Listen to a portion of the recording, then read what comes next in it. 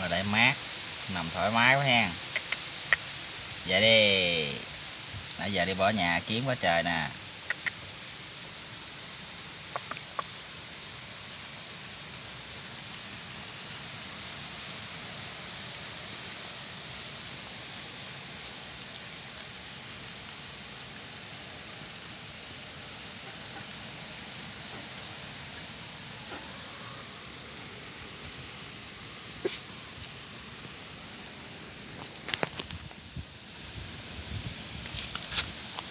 Đâu ạ?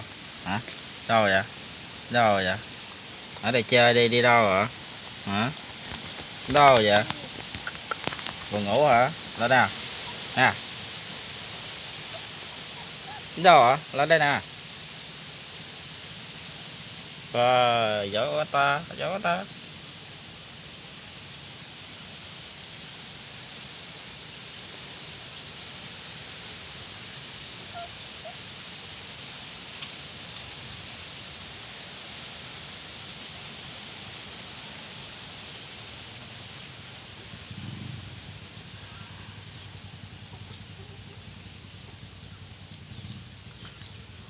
Mai học về kìa.